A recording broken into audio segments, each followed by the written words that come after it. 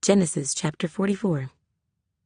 And he commanded the steward of his house, saying, Fill the men's sacks with food, as much as they can carry, and put each man's money in the mouth of his sack.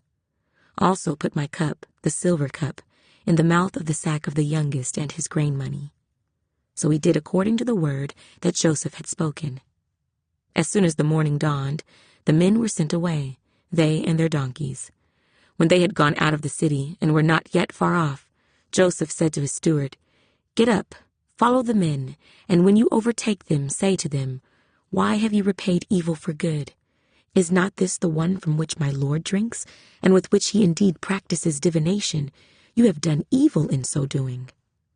So he overtook them, and he spoke to them these same words, and they said to him, Why does my Lord say these words? Far be it from us that your servants should do such a thing. Look, we brought back to you from the land of Canaan the money which we found in the mouth of our sacks. How then could we steal silver or gold from your Lord's house? With whomever of your servants it is found, let him die, and we also will be my Lord's slaves. And he said, Now also let it be according to your words.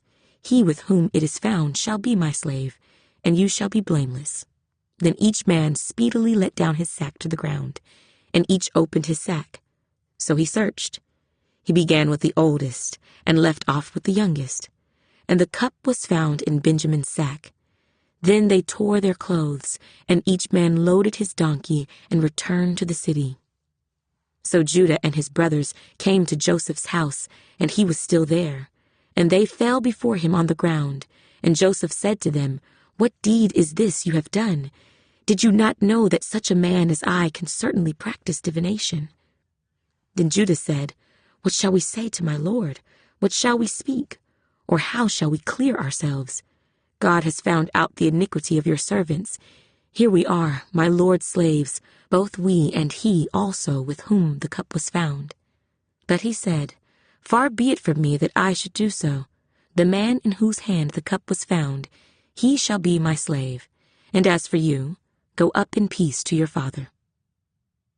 Then Judah came near to him and said, O my Lord, please let your servant speak a word in my Lord's hearing, and do not let your anger burn against your servant, for you are even like Pharaoh. My Lord asked his servant, saying, Have you a father or a brother? And we said to my Lord, We have a father, an old man, and a child of his old age, who is young. His brother is dead, and he alone is left of his mother's children, and his father loves him. Then you said to your servants, Bring him down to me, that I may set my eyes on him.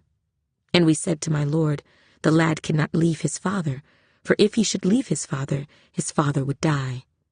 But you said to your servants, Unless your youngest brother comes down with you, you shall see my face no more.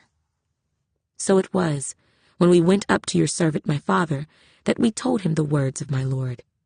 And our father said, Go back and buy us a little food. But we said, We cannot go down. If our youngest brother is with us, then we will go down, for we may not see the man's face unless our youngest brother is with us. Then your servant my father said to us, You know that my wife bore me 2 sons, and the one went out from me, and I said, Surely he is torn to pieces, and I have not seen him since. But if you take this one also from me, and calamity befalls him, you shall bring down my gray hair with sorrow to the grave. Now therefore, when I come to your servant my father, and the lad is not with us, since his life is bound up in the lad's life, it will happen, when he sees that the lad is not with us, that he will die.